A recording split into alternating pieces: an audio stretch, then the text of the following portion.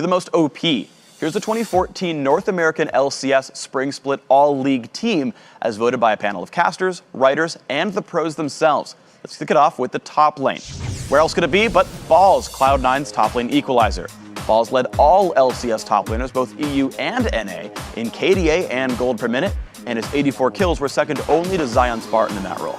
Yeah, it's really hard to argue with this selection. Balls is mutually respected by all the top laners in North America. He just shows up every game on whatever champion Cloud9 needs. He's also mechanically proficient. His CS at 10 minutes is head and shoulders above other top laners. 76 CS at 10. The next highest in the North American LCS is Quas at 69. So Balls, so good. Incredibly skilled player. Let's head now to the jungle, though. Cloud9's Meteos was once again the best jungler in North America. As we said earlier, he locked in the record for most kills in a split by a jungler.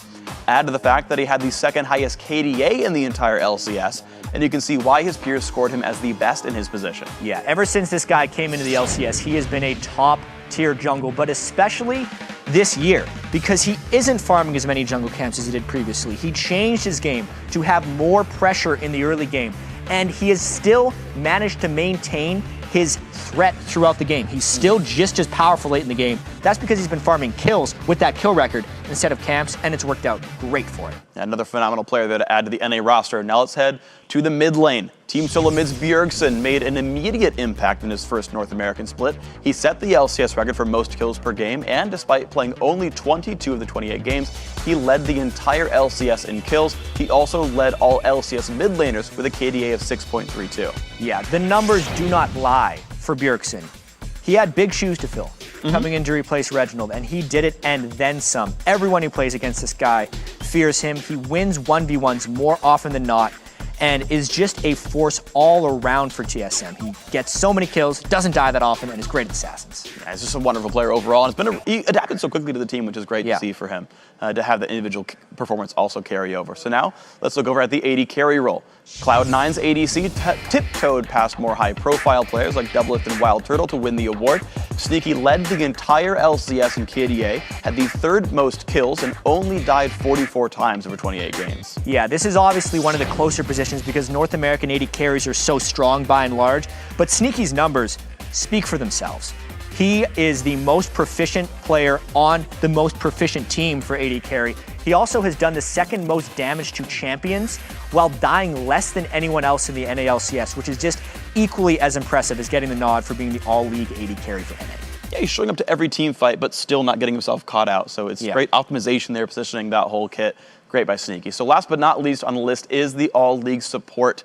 It's Team Solo Mid's Xpecial. He is the only player on this list that was in the North American LCS at the beginning of last spring, and he continued to get better with age. He led all LCS supports in KDA and tied Kiwi Kid for the most kills secured. Yeah, Xpecial's like a fine wine. He took another big step this year as well, because you look at all the older players in the LCS, the guys that were around in Season 1 and Season 2, and they're either on their way out, getting benched, or they're retired. And then there's Xpecial, who made the all-league team and it had his best split he's ever had in the LCS. It is such an accomplishment to stay motivated and keep himself continually improving, which he has done this year. Yeah, great player again. So now from the players who were the biggest in their roles to the player who had the biggest impact on his team, it's time to name the 2014 North American League Championship Series Spring Split Most Valuable Player. The MVP award goes to TSM's Bjergsen.